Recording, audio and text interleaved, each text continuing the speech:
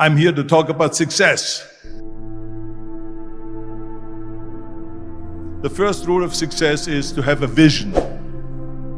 You see, if you don't have a vision of where you go, and if you don't have a goal where you go, you drift around and you never end up anywhere. I mean, as you know, I was born in 1947 in Austria after the Second World War. So I was very fortunate that I stumbled on my vision. And I didn't really like Austria when I grew up. I couldn't wait to get out of there. I couldn't see myself becoming a farmer or a worker in a factory or anything like that. Even though my parents wanted me to stay there and have a normal life. But that was their vision, not mine. My vision was totally different. I felt that I was born for something special, for something unique, for something big. Then one day I went to school. I remember I was 11 years old, and they showed a documentary about America. And there they showed in this documentary the huge skyscrapers, the high-rises, the huge bridges, the 6-lane freeways, and all of this stuff. And I said to myself, that's where I want to be. I don't want to be around here with these little farmhouses and these little buildings.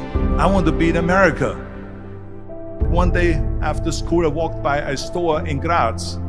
So I went inside and I looked around, and then I saw a magazine. I saw a bodybuilding magazine that had Reg Park on the cover. Reg Park was then a 3-time Mr. Universe. And I saw him on the big screen as Hercules. I read that and I said to myself, wow, this is the blueprint for my life. This is exactly what I want to do. I want to become a bodybuilding champion just like Reg Park. I want to get into movies just like Reg Park. And I want to make millions of dollars and be rich and famous just like Reg Park. Do you know how great it felt that I knew where I was going? Imagine the majority of people don't know where they're going. I knew where I was going. That I'm going to become this bodybuilding champion just like him. So it was just a question of how do you do it? I was so relieved, because when you have a goal, when you have a vision, everything becomes easy.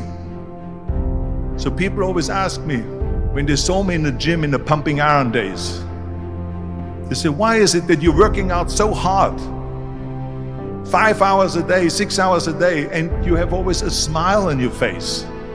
And I told people all the time, I said, because to me, I'm shooting for a goal.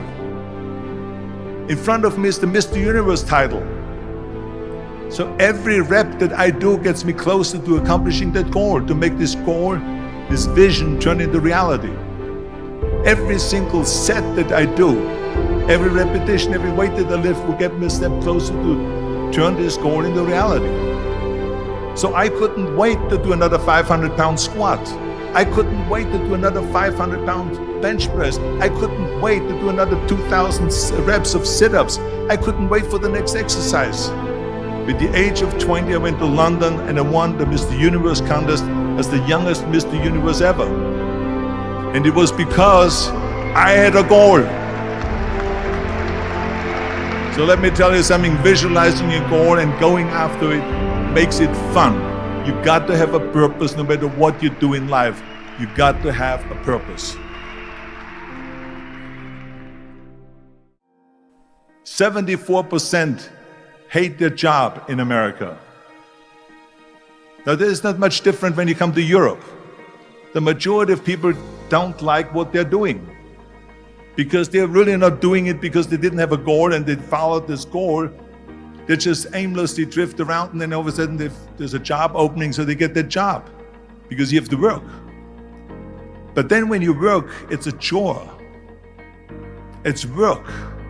It's not fun. So if you think about, only a quarter of the people really enjoy what they're doing in life. That is unbelievable if you think about it. So I felt so blessed that I knew what I was doing. It's like a medical student that studies and knows he wants to become a doctor. You know where to go. And the same thing is also in politics. I remember that in politics, I had a very clear vision that I will be the leader of California. This is as far as I could go because I was not born in America, so I could not run for president. So being the governor of the fifth largest state, I should say the largest state, the fifth largest economy in the world, was for me really the ultimate title, the ultimate accomplishment in politics. So even though people came up to me and says, why don't you go and run for something smaller, you're never gonna make it. I ran for governor, and then 2 months later I became governor of the state of California. Again, because I had a very clear vision what I'm gonna do with California.